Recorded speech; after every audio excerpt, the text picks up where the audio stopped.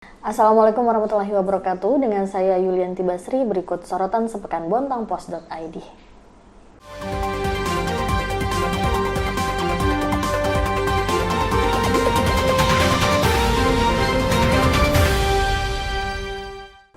Direksi RSUD Taman Husada Kota Bontang memastikan tidak memperpanjang kontrak 10 tenaga kontrak daerah. Hal ini sudah final kendati mendapat sorotan dari DPRD.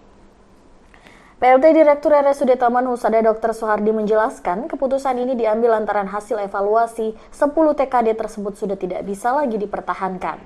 Evaluasi selama setahun penuh dari rekan kerja hingga masyarakat membuat kontrak mereka resmi tidak dilanjutkan per 31 Desember 2021 lalu. Total ada 623 pegawai bekerja di rumah sakit plat merah tersebut.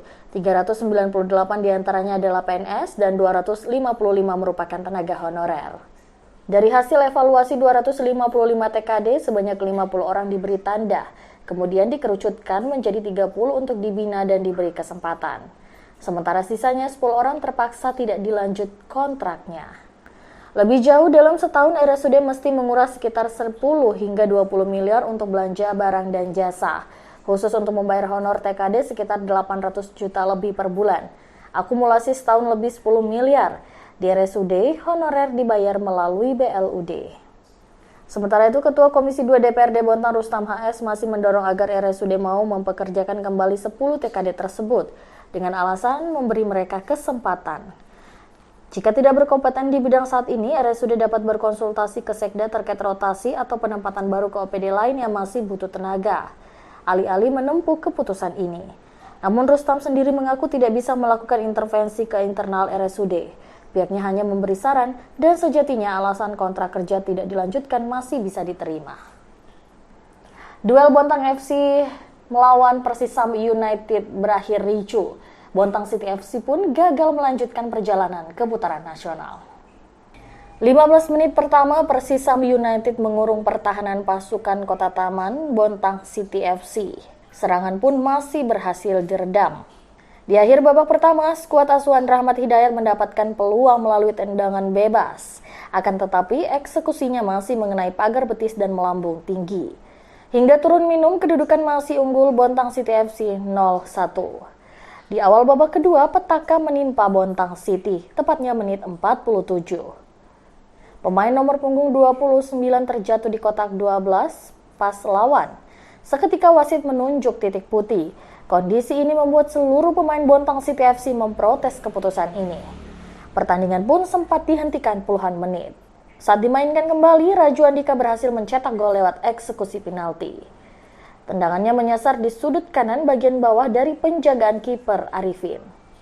Tensi pun kembali tinggi setelah pemain Bontang City FC yang melakukan serangan dinilai offside. Hakim wasit pun dikejar dan dipukul oleh sejumlah oknum pemain. Bahkan pemain Bontang City FC diduga mendapat tonjokan dari oknum panitia lokal.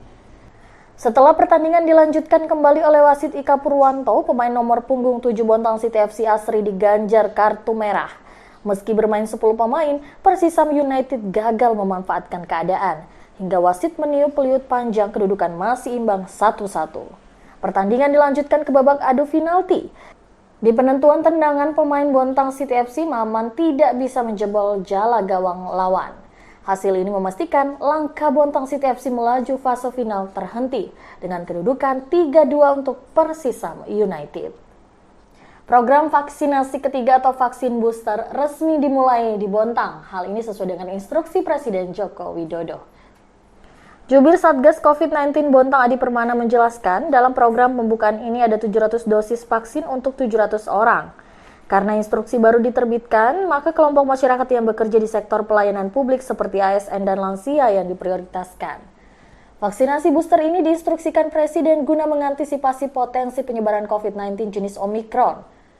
Adapun syarat untuk mendapat vaksin booster, masyarakat harus mengikuti program vaksinasi dosis 1 dan 2. Interval atau jarak dosis kedua ke dosis ketiga harus 6 bulan. Seluruh masyarakat yang sudah ikut 2 program vaksinasi sejatinya mendapatkan vaksin booster.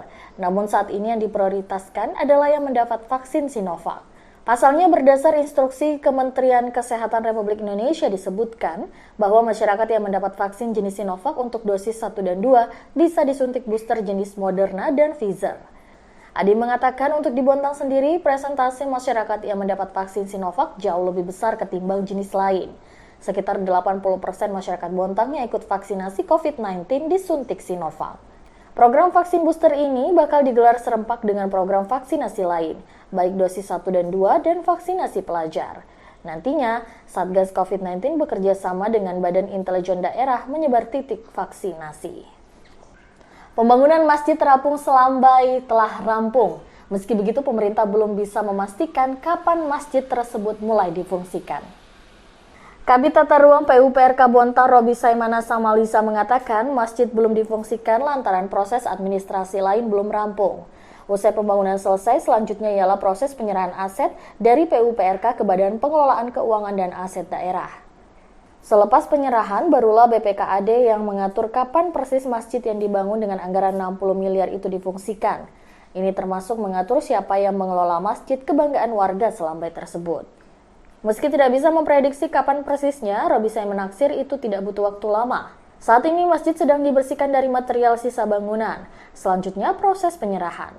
Kemudian terkait lanjutan pembangunan lapangan parkir, taman, dan pengaman masjid bakal diusulkan tahun ini. Untuk taman dan halaman parkir sekitar 7 miliar, sementara untuk pengaman masjid belum diketahui. Pasalnya Dinas PUPRK masih perlu pendapat konsultan untuk melakukan kalkulasi. Pengaman Masjid Terapung dalam rencana PUPRK bakal dibangun mengelilingi masjid. Bisa jadi pengaman itu berupa tiang-tiang yang dipasang mengelilingi bangunan. Adapun Masjid Terapung yang dinamai Masjid Al-Muhajirin ini didesain layaknya kapal. Di ujungnya menjorok membentuk moncong kapal dengan lantai kaca.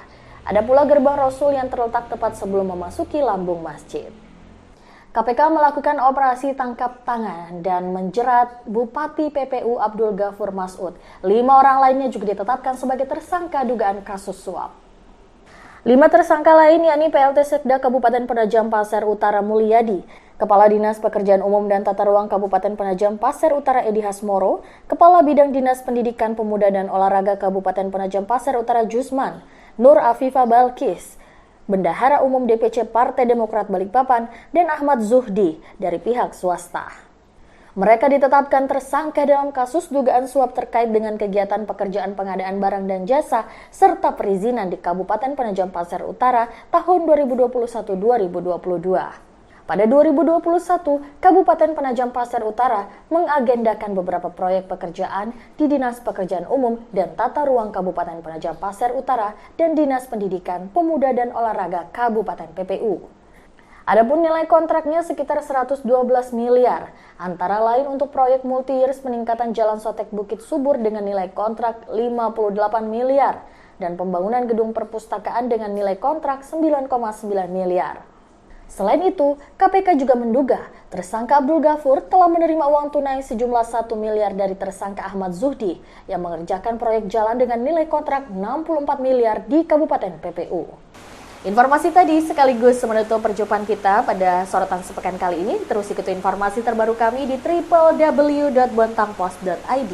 Saya Yulianti Basri, terima kasih. Wassalamualaikum warahmatullahi wabarakatuh.